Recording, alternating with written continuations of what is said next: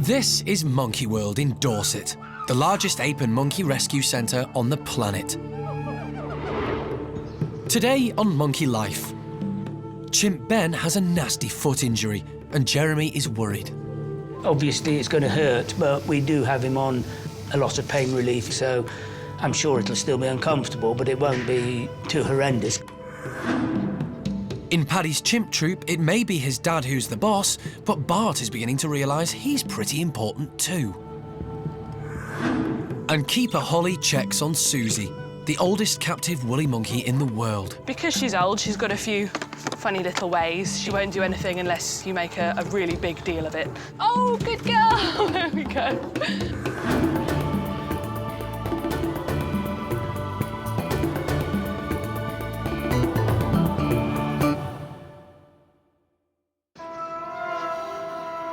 Monkey World is home to 248 primates. Each and every one of them needs to be cared for when they get ill or injured. Inside Hananya's chimp house, animal director Jeremy is checking up on Ben, who has an extremely nasty foot infection. He had a wound on his foot, which wasn't too horrendous at all, quite a normal chimpy sort of wound on the foot. But it's actually become infected. We've got this very badly swollen skin loss and inflammation. The wound started as a tiny cut that he got during one of his meetings with alpha male Hananya. But unfortunately, his foot rapidly became swollen and infected. And on top of that, Ben won't leave it alone. Don't do that. It's a major setback for Ben's introduction to Hananya's group, just when the meetings were starting to show some promise. However, Ben's health is now the priority. Jeremy needs to ensure the blood is still circulating to Ben's toes. If it isn't, he could lose them, or worse, his whole foot. Have a look at your foot. Have a look. Let me feel how warm your toes are. This one is the coldest. And that one isn't quite so cold. Poor little boy. Even though it's a bad infection, chimpanzees are very resilient. He's been remarkably well, because as you can see, it's a pretty horrendous thing. He's getting a bit tired now, but he's eating well, and he's, you know, just giving a bit of TLC, which is a bit of, he likes this. You know, this is obviously going to help him. Obviously, it's going to hurt, but we do have him on a lot of pain relief, so I'm sure it'll still be uncomfortable, but it won't be too horrendous. You know, the fact that he's eating, the fact that he's communicating with me and everything else is a good indication that it isn't too bad at the moment. But an infection this severe isn't going to get better by itself. So the park's vet has prescribed antibiotics for Jeremy to administer. You all right with that? No, it's okay. No problem. Ben has never had an injection before, and he's a bit scared of the needle. But with such a bad infection, it's vital that Ben gets treated one way or another. Give me your arm. Come here. My options are to hand inject him with a syringe or to dart him. Well, obviously, a hand injector is nicer than a dart. But if I can just get him comfortable with this, it might just give me the edge to... See? It's only a bit of a... No problem. There, look. There. Good boy. See? That didn't hurt. I didn't even touch you. Jeremy knows how important this injection is, and he's not giving up yet. Oh, huh? You got half your foot hanging off and you're worried about that? What you like? See? This is not the first time that Jeremy's had to deal with a serious infection. No, you're not allowed to eat it. 18 months ago, over in the Bachelor Boy enclosure, 24-year-old Jimmy had an equally nasty injury.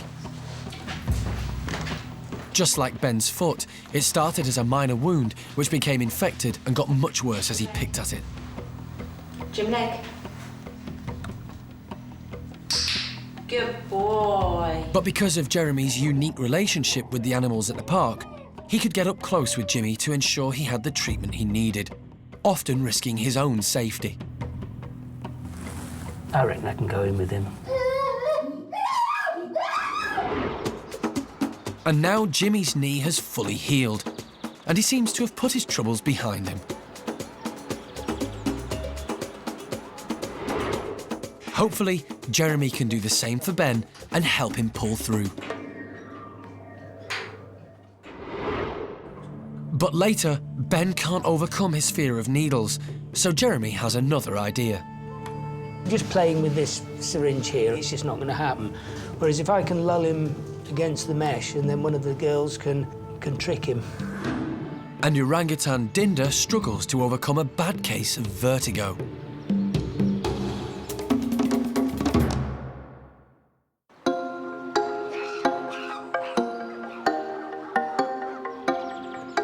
At the woolly monkey enclosure, keeper Holly is letting Lavar's family of 7 outside for the morning. It gives Holly the ideal opportunity to check everyone over, especially 36-year-old Xuzy.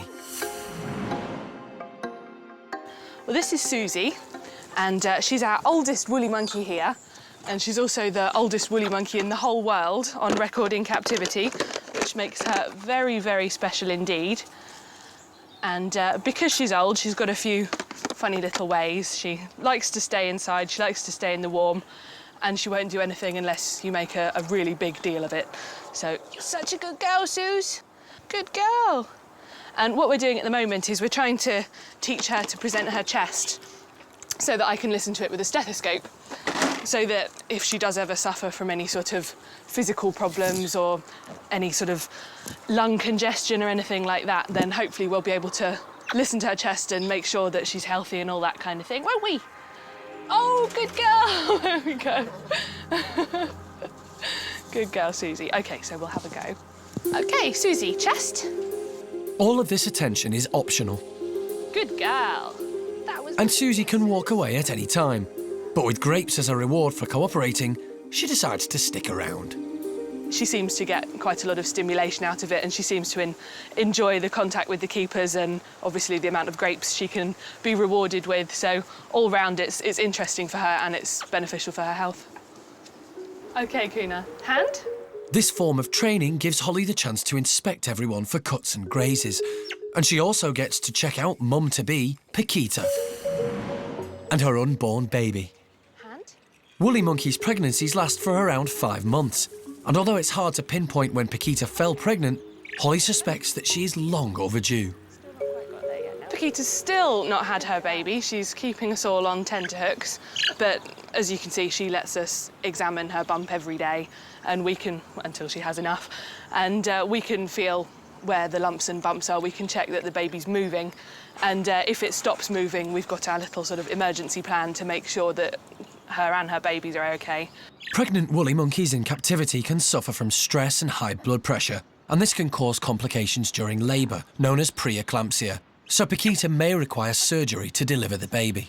If we find that the baby hasn't changed position for 2 or 3 days, then we'll start to worry and we'll either sedate her and give her a scan or actually perform a C-section caesarean.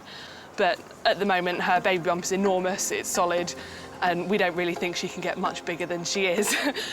But surgery will only be used as a last resort. Hopefully, Pakita will give birth naturally, and sometime soon.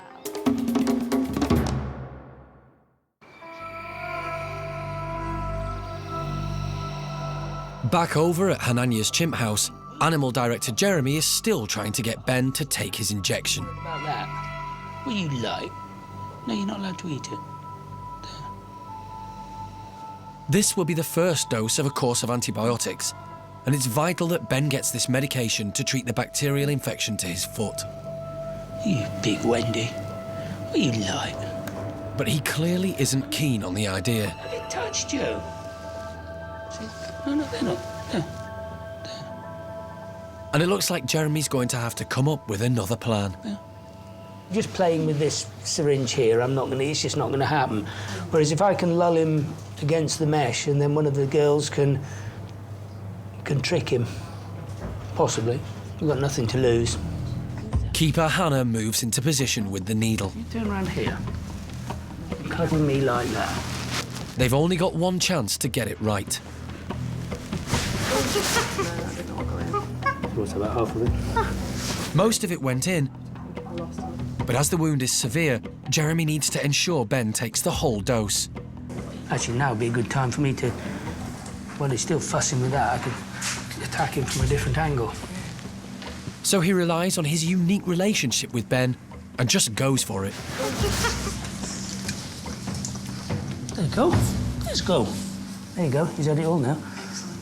He's got that wound on his foot and he's making this big fuss about the finest little needle in the world. Ben's going to have to put up with a lot more injections to treat his foot. So hopefully he'll get used to the needle sooner rather than later. But right now, Ben just needs a hug from his old friend. I want to cuddle. I want to cuddle. I really want to cuddle.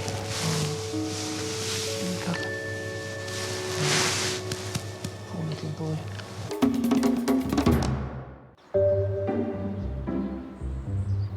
At Monkey World in Dorset, there's one small ape who's growing in confidence every day. And that's baby Bart. Things are going really well. We're really pleased with how he's doing. He's developing really well. In comparison to some of the smaller monkeys, chimpanzees actually develop quite slowly. But in comparison to humans, they're much faster. So he can move around by himself. He can do chin-ups on the ceiling. He can find his own food.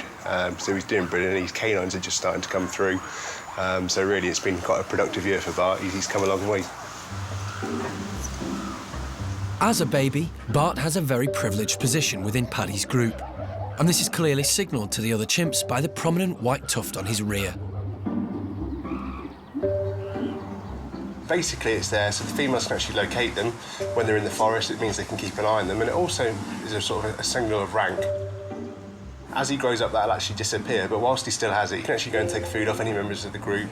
He won't really get disciplined by anyone, so he's sort of a hands-off animal, so no one will actually mess with him. And the others in the group have worked out that it pays to be pals with the prince of the park. So some of the lower-ranking individuals will spend time with him in his vicinity just to try and deflect the attentions of some of the more dominant individuals. Obviously, they won't do anything to them while they're holding on to Bart, so yeah, he can be quite a useful tool for the lower-ranking members of the group as well.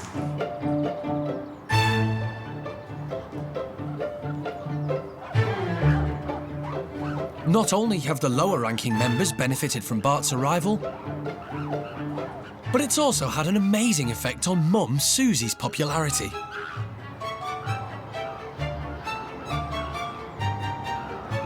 In fact, the other chimps just won't seem to leave her alone. It looks like Xuzy is fast becoming the most popular chimp in the troop. Or is that second most popular?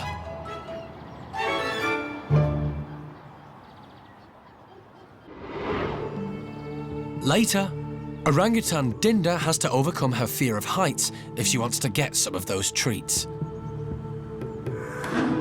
And just why is woolly monkey Pakita looking so tired? Pakita looks absolutely worn out at the moment. She's had a pretty rough time and she's got bags under her eyes. She's sort of shuffling along.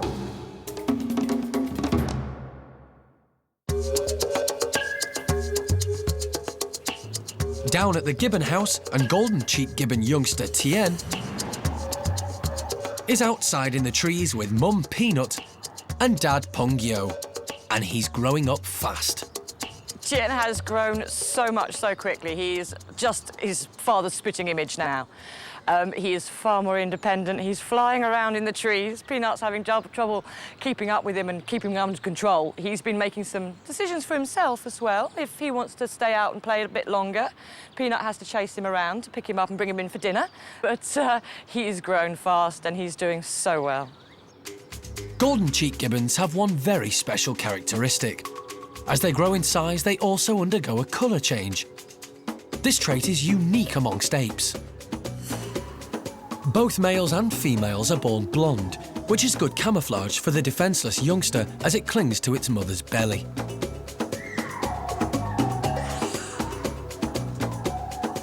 But before the young males and females reach a year old, their fur starts to turn black. Tien began this transformation a while ago. He started his colour change at about 8 months of age. We first saw the first whiskers. He sort of got a little black moustache and his chin was going dark. But those are the very first indications. So it's taken him quite a while to change colour. But now, at 2 years old, his transformation is complete. And just like his dad, he'll remain black with those distinctive golden cheeks for the rest of his life. But the young females go one stage further. The females go through a second colour change and end up completely blonde with just a black cap on the top of their head. Tien's mum, Peanut, went through this transformation 4 years ago. Over 11 months, she went from black through a brindled colour to golden. Tien may still be dependent on his mum, but now there's no mistaking who's who.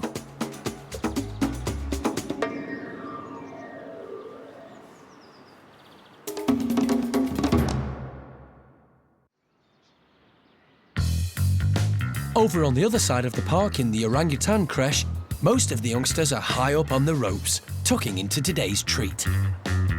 Sticky jam and peanut butter has been smeared high up on the poles and ropes. An orangutan's natural home is up high in the treetops. But the youngest of this group, 2-year-old Dinda, has her feet firmly on the ground. She's always been scared of heights. The idea is that by placing treats high up in the enclosure, it'll encourage the youngsters to learn climbing skills that they would have learnt from their mothers in the wild. And while most of them are budding gymnasts, Dinda needs a little more encouragement to overcome her fear of heights.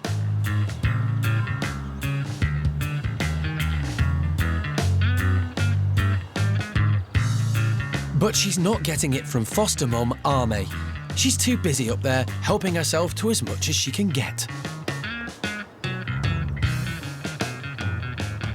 It doesn't matter how hard Dinda licks, there's nothing down there. So if she's going to get a taste, she'll have to head up high.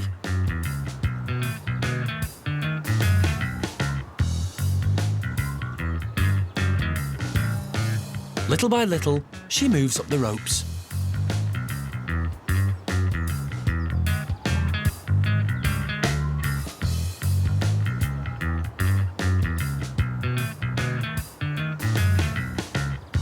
And before long, she's done it. She's licked her way to the top of the enclosure. It looks like peanut butter and jam may actually be the perfect cure for vertigo.